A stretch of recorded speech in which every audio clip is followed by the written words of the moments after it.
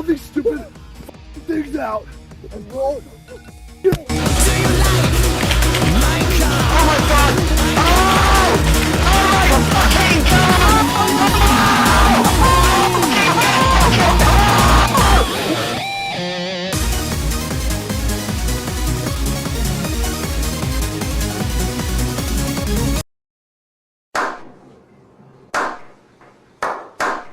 If you've been on the internet recently, there's just a couple things you can't escape from. 1. There's the election in 2 weeks.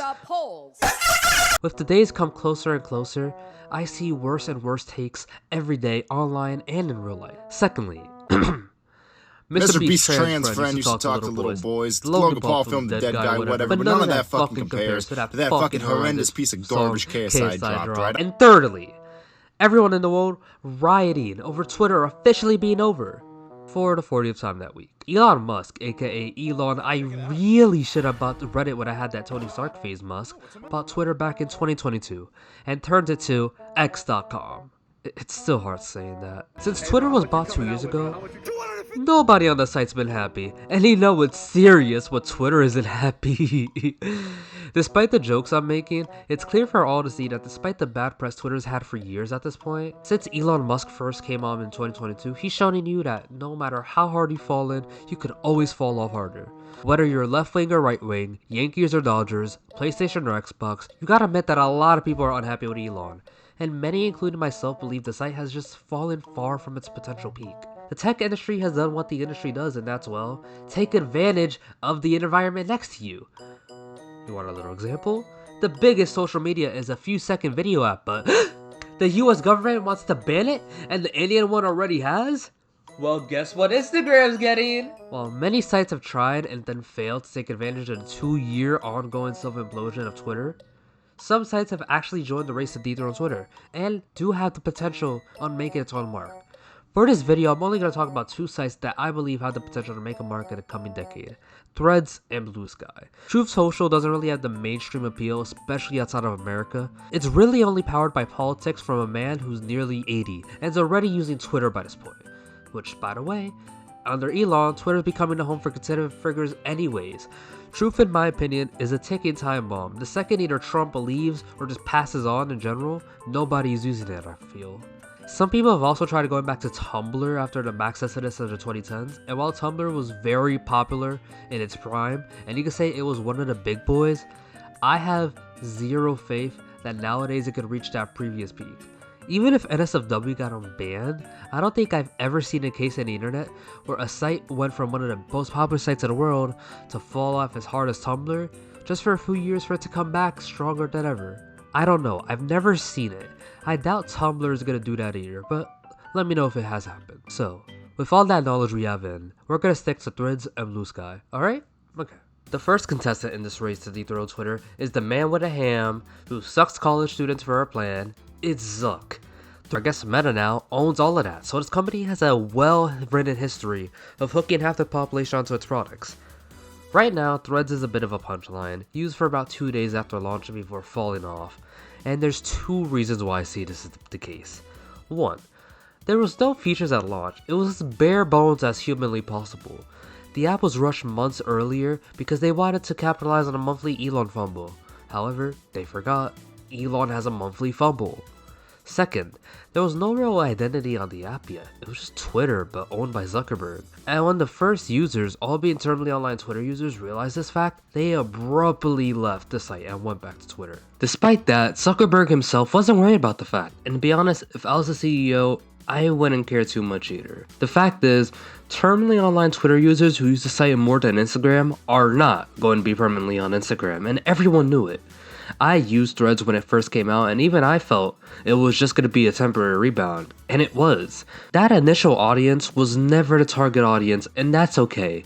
Facebook may think it was a 300 triple IQ move, but no. Fact was, the incentives for opening up Threads when it did was to get the name into public conscience, so that for in the future, when the actual target audience would begin coming in, they'd already be more open to opening up an account, since they already heard about it on the news, or from a friend one day. TikTok did the exact same thing. When it opened, many people came in and started trolling, everyone got a good laugh at it, and they promptly started leaving. But those months in its initial limelight helped keep TikTok's name in the public conscious, so a few years later, boom, it's one of the biggest apps out there. I recognize game, and Threads is hoping to replicate what TikTok did. It's linked directly to Instagram, so just like how the stock market works, we're hoping the value of Threads goes up over time since it's linked with one of the biggest apps out there. And over time it'll get adapted by its actual target audience who already recognize the name Threads. At least that's what they hope. I don't know if I'm making sense, but if I could compare the Twitter market to the Threads market, it's like comparing PS5 and Xbox to the PC market. They're both full of annoying kids. While interconnected in many ways, they're simply not the same market and attract different people. While Twitter's attracting Twitter people, Threads' main goal is not to attract Twitter people, but to attract Facebook and Instagram users. Threads is gonna grow to be Twitter with the lens of Facebook, while being extensively sanitized and brand friendly. I mean, Mr. Beast did a giveaway on the app giving away one of those sweatshop labor bombs, come on now. So, I already see it now when I go on the site, so if Threads sticks around, expect this to be the formula Facebook uses to get the app in the mainstream. Which is why I believe even if Threads grows in the next decade to the heights of its peers and overthrow Twitter, it won't really put much of a dent in Twitter's numbers. In a complete opposite spectrum, here's an app that straight up attracts the Twitter market and similar user base. Bluesky. Bluesky has the same issue as Threads. It's still basically a punchline, but unlike Threads, there isn't really a conventional way I could see it becoming big. Threads being big? That makes sense. But it's much harder for me to visualize it for Bluesky, at least for right now. The issue Bluesky currently has, its strategy is, well, wait for the bi-weekly Elon Musk grew up. Sure, well, it's a guaranteed thing to happen. Fact is, having the identity of the site being, we don't have Elon, is not a good recipe for success. Now sure, it'll be more effective for Bluesky than Threads because simply put, Bluesky actually attracts Twitter users.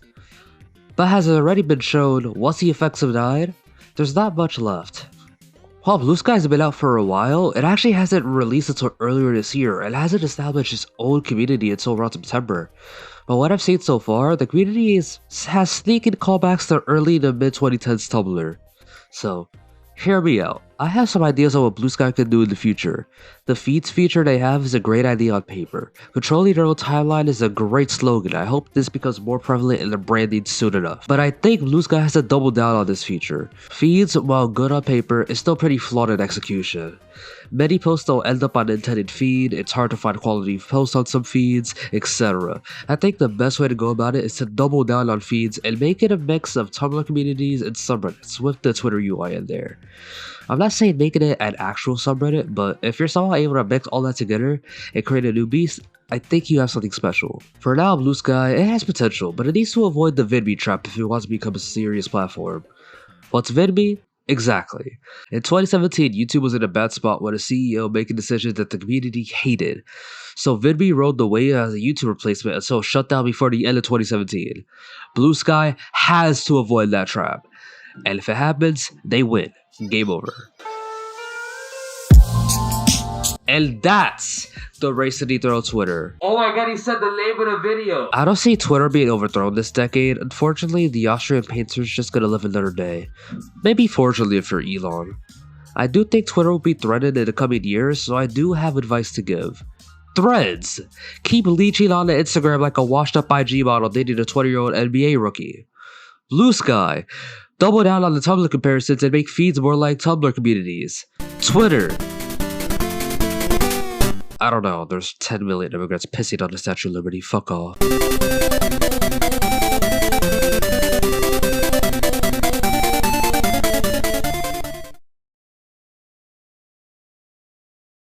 されないことを散々自虐的にネタにしてきた物語が何かの間違いでうっかりアニメ化されてしまったみたい。